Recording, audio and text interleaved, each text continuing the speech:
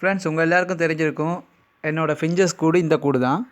Already நீங்கள் வீடியோஸில் பார்த்துருப்பீங்க. இந்த மேலே இருக்கக்கூடிய இதுக்குள்ளே வந்து குஞ்சு பொரிச்சிருந்தது, 3 குஞ்சு பொரிச்சிருந்துச்சு. அதில் வந்து காலையில் வந்து தின வைக்கலாண்டு வந்து கேஜுக்கு பக்கத்தில் வந்து பார்க்கணும், ஒரு குஞ்சு கீழே விழுந்து செத்து கிடக்குது.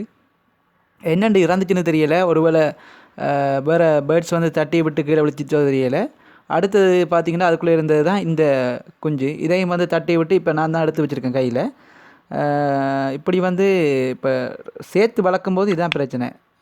இப்போ தனியாக செப்ரேட்டாக வைக்கிற ப்ரீடிங்குக்கும் இப்படி எல்லா பேர்ட்ஸையும் சேர்த்து ஒரே ப்ரீடிங் வைக்கிறதில் இதுதான் பிரச்சனை. குஞ்சை தட்டி விட்டுருது, அதில் ரெக்கை கூட லைட்டாக அடிபட்டுருக்கு.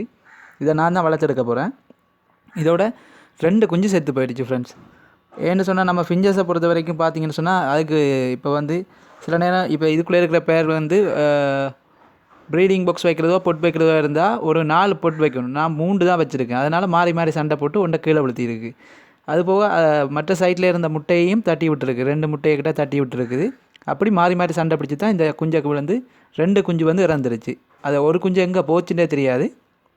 இந்த மற்ற குஞ்சு இறந்துருக்கு. அதனால தான் இந்த குஞ்சை இப்போ எடுத்து நான் ஃபீட் பண்ணி வளர்க்கலாம்னு சொல்லி எடுத்து வச்சுருக்கிறேன். இந்த கேஜை பொறுத்த வரைக்கும் பார்த்திங்கன்னா இதில் நல்லாவே ரிசல்ட்ஸ் காட்டின கேஜ் தான் இது. இந்த கேஜில் வந்து எப்பயும் வந்து டெய்லி வந்து நான் பார்த்துக்கொண்டே இருப்பேன். எக் வைக்குதா என்னென்னு பார்த்துக்கொண்டு இருப்பேன். இப்போ இந்த ஒரு குஞ்சு தான் மிஞ்சி இருக்குது. இந்த குஞ்சை தான் இப்போ நான் வளர்க்க போகிறேன். இது வந்து ஹேண்ட் ஃபீட் தான் பண்ணணும். ஏன்னு சொன்னால் இதையும் அந்த கேஜுக்குள்ளே வச்சா தட்டி விழுத்தி அப்படியும் வந்து இதையும் வந்து இந்த குஞ்சு வந்து இறக்குறக்கு நிறைய சான்ஸ் இருக்குது. இந்த குஞ்சு கண் முடிச்சுட்டு லைட்டாக வந்து ரெக்கையெல்லாம் வளர்ந்துருக்கு. ஒரு 1 வீக் ஆகிருக்கு இந்த குஞ்சு. அதனால் நாங்கள் ஃபீட் பண்ணி வளர்க்கக்கூடிய மாதிரி இருக்கும். இதுதான் ஃப்ரெண்ட்ஸ்.